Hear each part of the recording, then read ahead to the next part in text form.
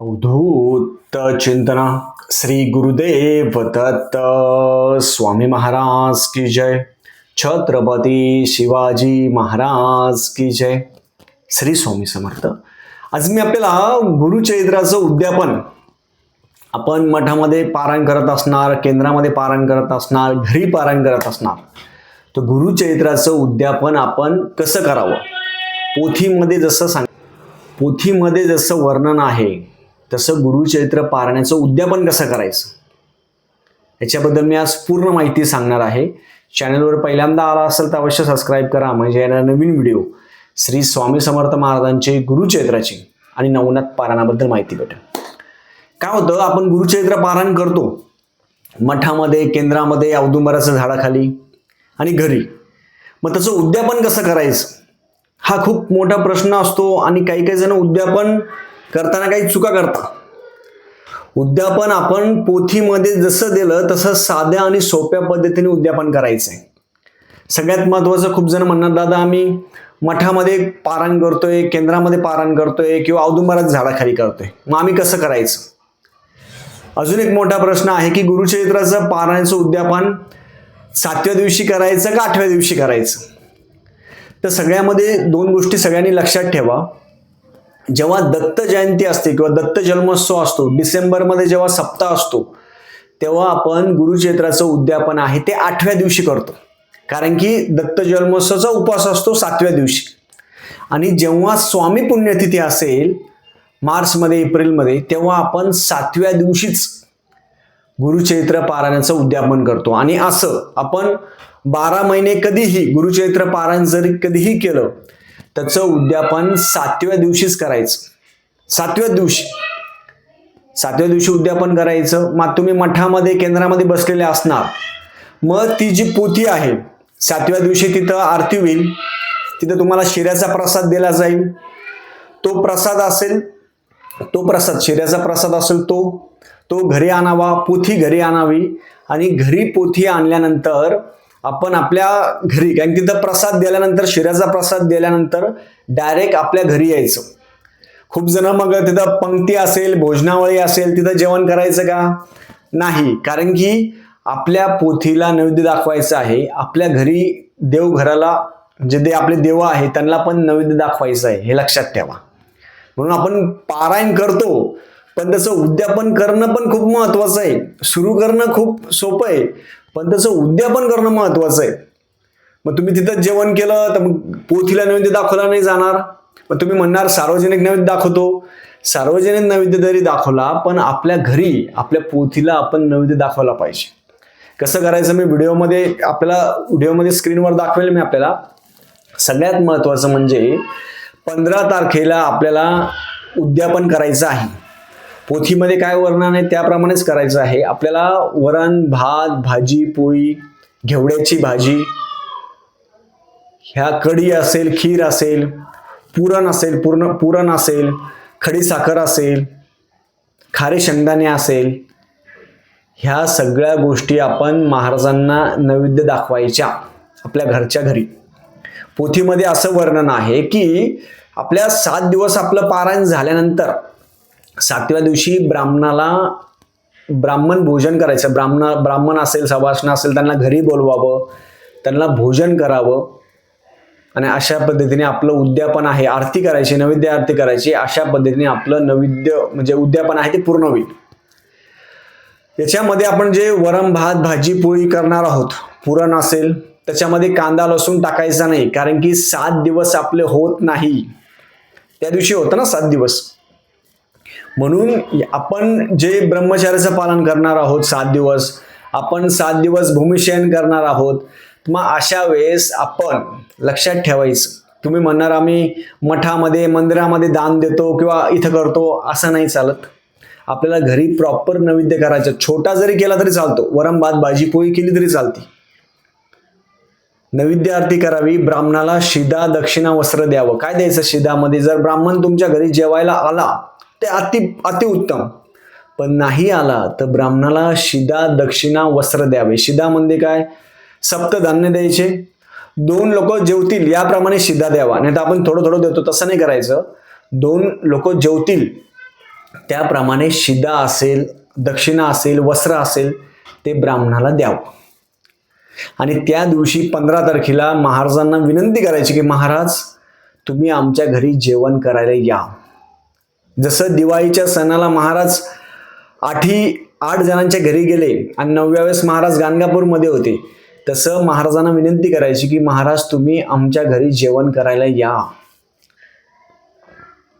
खूप मनापासून महाराजांना विनंती करायची आणि महाराज घरी जेवण करण्यासाठी येत असतात. तुम्ही म्हणणार मग आम्ही लहान लहान मुलं जीव घालतो, नाही चालत तसं. तुम्ही म्हणणार आम्ही पंक्ती जीव घालतो, 50, 20, 100 लोक, नाही चालत. तुम्ही म्हणणार आम्ही ब्राह्मण नाही भेटले मग दुसरे कोणी असेल त्यांना जीव घालतो, नाही चालत. कारण का, काही काही जण खाणारे पिणारे असतात, काही काही जण काही गोष्टी असतात. त्याच्यामुळे आपण हे गुरुचरित्र पारायण करतो ना, ते थोडं लक्षात घ्या, ह्या चुका करू नका. कारण काय होतं, खूप जण आम्ही पारायण करतो पण उद्यापन कसं, गुरुचरित्र आपण करतो. गुरुचरित्र सोपं नाहीये, सोपं नाहीये. गुरुचरित्राचं प्रॉपर वाचन करतो आपण ब्रह्मचार्याचं पालन करतो, भूमिशयन करतो, 7 दिवस आपला वेळ वाया घालतो, वेळच जातो ना. 1 घंटा, 2 घंटे, 3 घंटे आपला वेळ आपण महाराजांच्या कार्याला लावतो किंवा महाराजांचं वाचन करतो. ह्या सगळ्या गोष्टीचा जो सांगताय, गुरुचरित्राची सांगता जी प्रॉपर व्हायला पाहिजे. प्रॉपर आपल्या घरी आपण मठातून केंद्रातून पोथी आणल्यानंतर सरळ आपल्या घरी यायचं. नाही तर मग तो शिऱ्याचा प्रसाद भेटला, तुम्ही कोणाच्या घरी जाऊन जेवणार, सगळं पुण्य त्या व्यक्तीला भेटतं, हे लक्षात ठेवा. काही काही ठिकाणी पंक्ती होता. तर पंक्तीला माझा विरोध नाहीये. माझा विरोध असा आहे की आपण गुरुचरित्र वाचतो मठामध्ये, केंद्रामध्ये, तर आपली पोथी घ्यायची, पोथी घेऊन सरळ आपल्या घरी यायचं किंवा सकाळीच आपण नैवेद्य आरती करून ठेवायचे. सकाळी आपण काय करू शकतो, वरण, भात, भाजी, पोळी, घेवड्याची भाजी, बटाट्याची भाजी असेल, कांदा लसूण टाकायचं नाही. त्या निमित्ताने घरामध्ये सगळीकडे नैवेद्य होईल, घरामध्ये आरती होईल.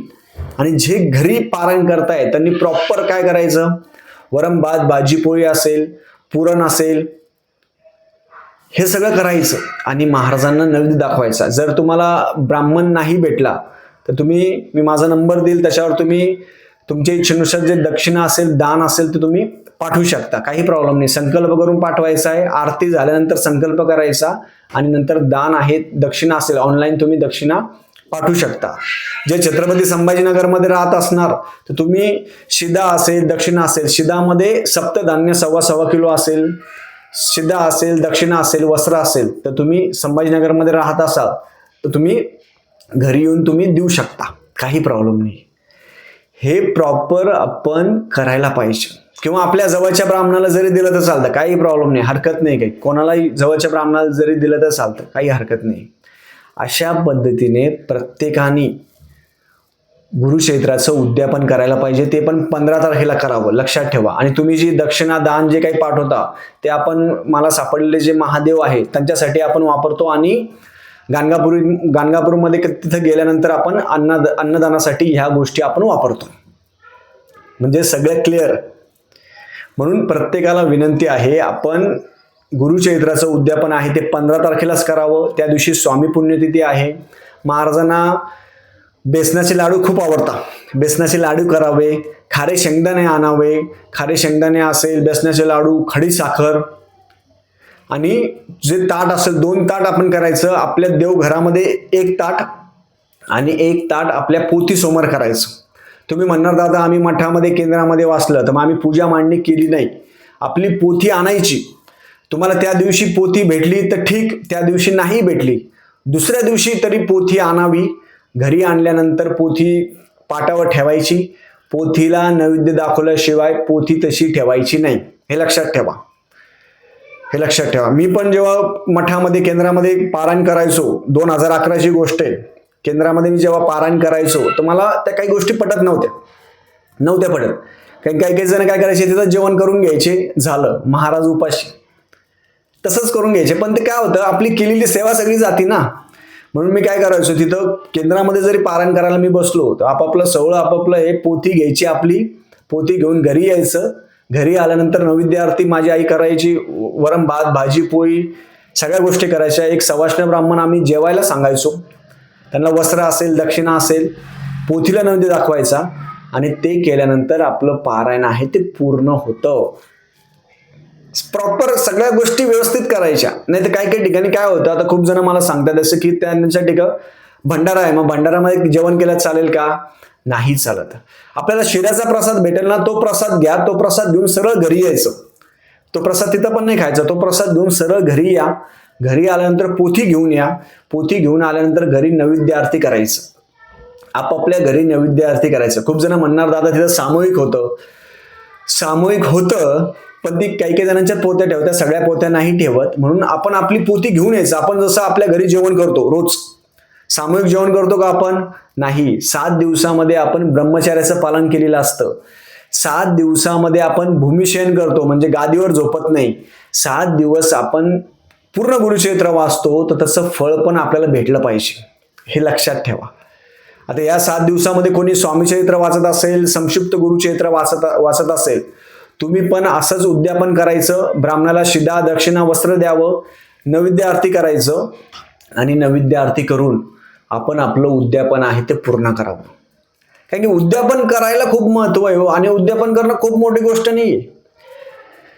साधं ज्यांना पुरण नाही करता आलं, खूप जण म्हणणार दादा आम्हाला पुरण नाही करतायत, मग तुम्ही वरण भात भाजी पोळी करा. खूप जण म्हणणार दादा आम्हाला वरण भात भाजी पोळी पण नाही करतायत, आम्ही गरीब आहोत. काही प्रॉब्लेम नाही.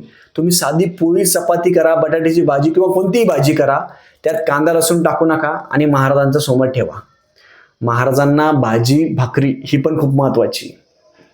भाजी भाकरी मागच्या दत्त जयंतीच्या वेळेस पण एक जणांचा अनुभव मी तुम्हाला सांगतो. साधे होते ते, काहीच नाही. ते म्हणे दादा आमच्याकडे काहीच नाहीये.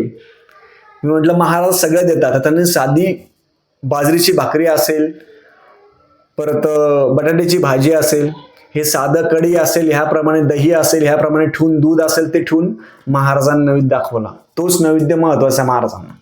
आपल्या घरी नैवेद्य करणं आणि हे आपल्या घरामध्ये आरती करणं ते खूप महत्वाचं आहे. जेव्हा आपण महाराजांसाठी नैवेद्य करतो, तुम्ही आतापासूनच महाराजांना आमंत्रण द्या. आपण जसं ब्राह्मण सवासणीला आमंत्रण देतो, तसं महाराजांना आतापासून आमंत्रण द्या. महाराजांवर हट्ट करा. महाराजांना म्हणा, महाराज 15 तारखेला तुम्ही आमच्या घरी जेवण करायला या. महाराज कोण? दत्त महाराज, श्री स्वामी समर्थ महाराज. मनातल्या मनात महाराजांना हात जोडून विनंती करायची की महाराज 15 तारखेला तुम्ही आमच्या घरी जेवण करायला या. महाराज जेवण करायला येत असता. महाराजांना म्हणायचं मी जसं जमेल तसं मी करेल.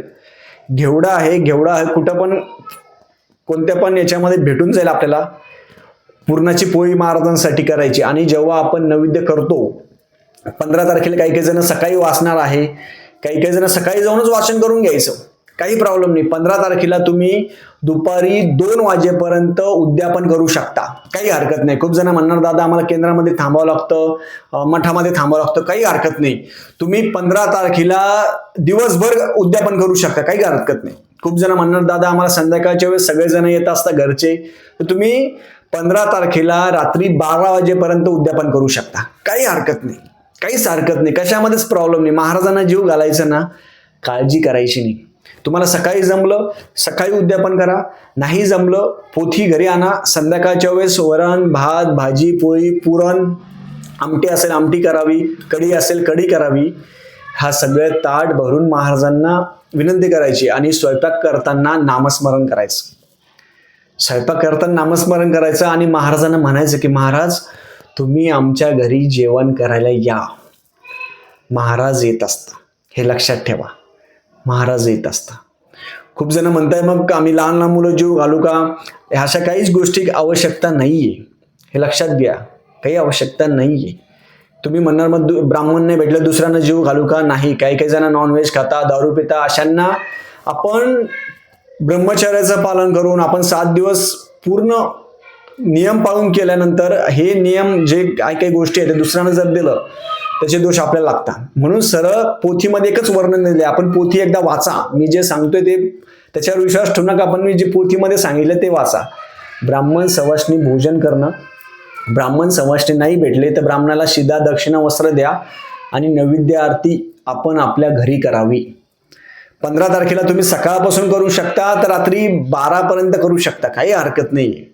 म्हणून प्रत्येकाने करावं. आपण जे काही गुरुचरित्र पारायण करतो तर तसं उद्यापन पण प्रॉपर व्हायला पाहिजे.